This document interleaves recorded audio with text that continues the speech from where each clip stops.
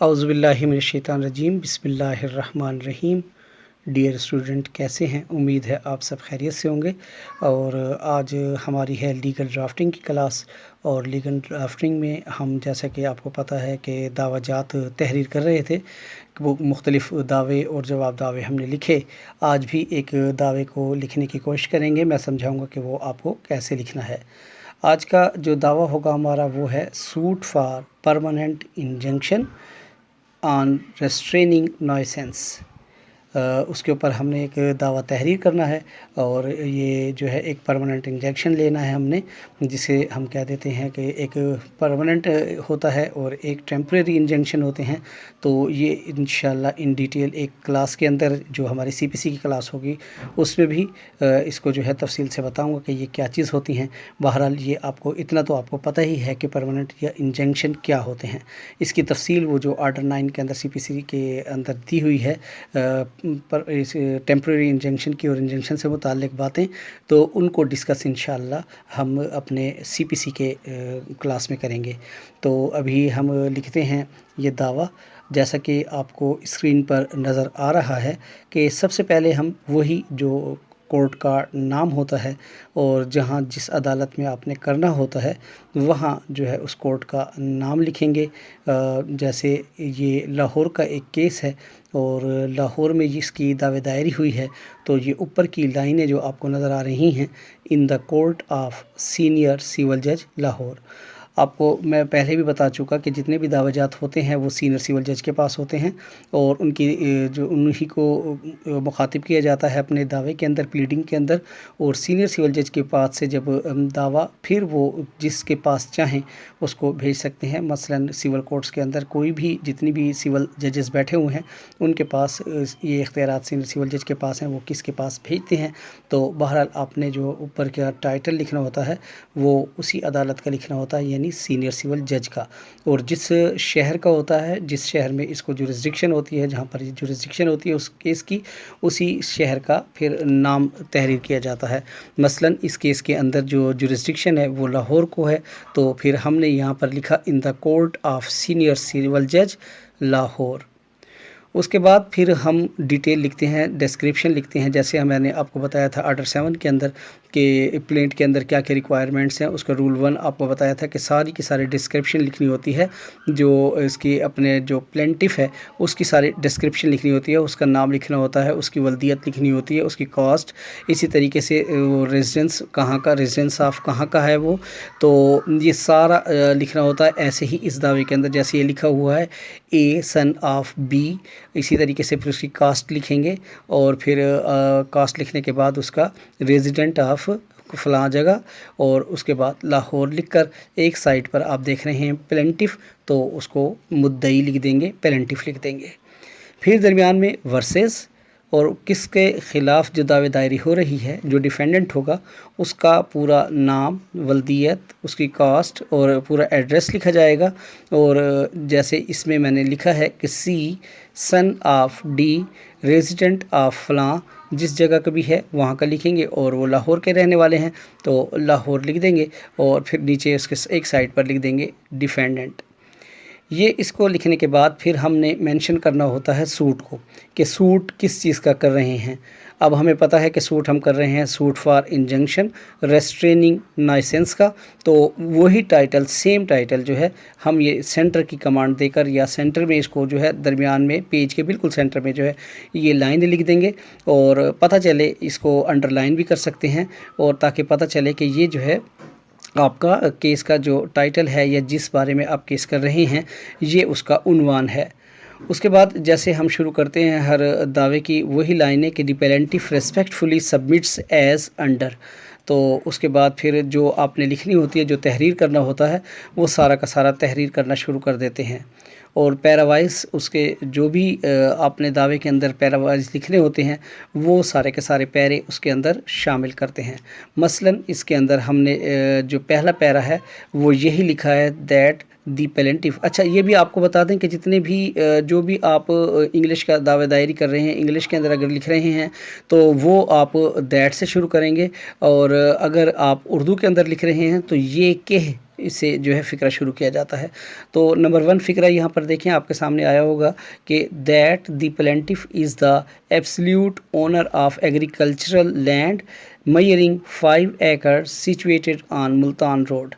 یہ ملتان روڈ پر ان کی ایک اراضی ہے ہمارے پلینٹف کی، اور وہاں پر جو ہے 5 ایکڑ کا جو ہے وہ مالک ہے، ایک ایگریکلچرل لینڈ ہے جس کا وہ ایبسلیوٹ جو ہے اونر ہے، اور وہ اپنے پہلے پیراگراف کے اندر اپنی اونرشپ کو بتا رہے ہیں کہ یہ جو علاقہ ہے یا یہ جگہ جو ہے وہ اس نے 5 ایکڑ جو ہے اس کا جو اس نے 5 ایکڑ ایگریکلچرل لینڈ کا وہ مالک ہے۔ اسی طریقے سے پہلے فقرے کے اندر صرف یہی بات ہو گئی، اور اس کے بعد اب یہ فقرہ نمبر 2 آپ دیکھ رہے ہوں گے۔ تو فقرہ نمبر 2 کے اندر جو لکھا ہے that the defendant has opened a brick kiln in the adjoining land belonging to him and the brick kiln has started working from 1108 یعنی کہ 1/1/2008 thus large quantities of the offensive and unwholesome smoke and other noxious matter from his brick kiln are discharged, which cause loss to the crops growing in the fields. The life of the animal is shortened by the unhygienic conditions prevailing in the adjoining land.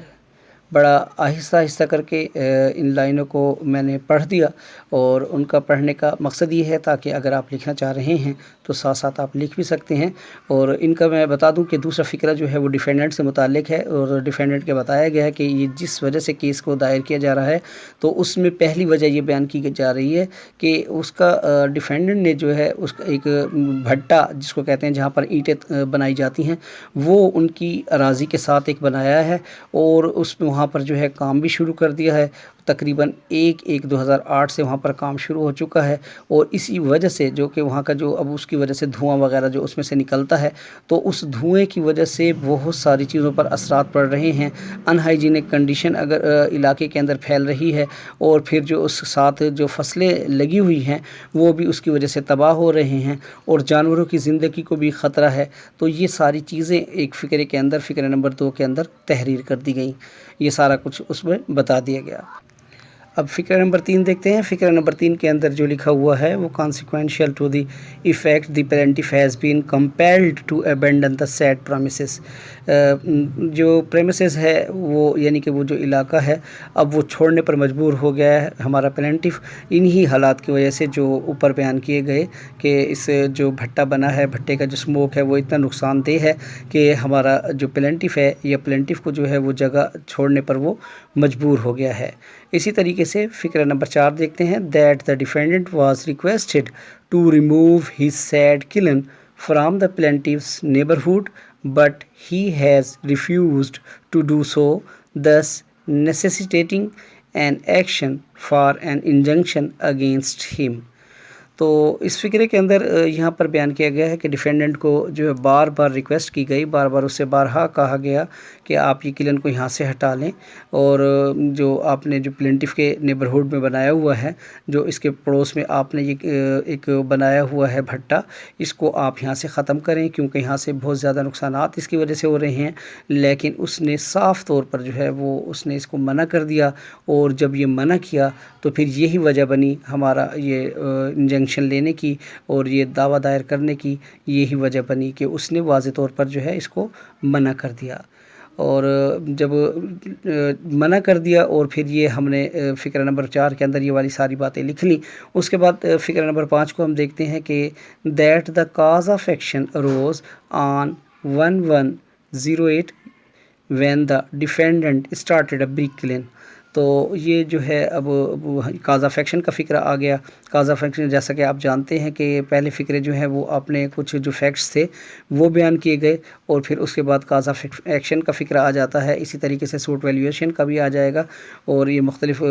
جو ہے وہ آ جائیں گے۔ تو اسی طریقے سے پھر نمبر 5 فقرے کے اندر کاز آف ایکشن کو ارائز جو ہوئی ہے آپ کی وہ 1/1/2008 سے ہوئی ہے، جب سے اس نے جو وہ اپنا بھٹا اسٹارٹ کیا ہے۔ تو تب سے جو ہے یہ کاز آف ایکشن ارائز ہوا اور وہ آپ نے فقرے نمبر 5 کے اندر اس کو مینشن بھی کر دیا۔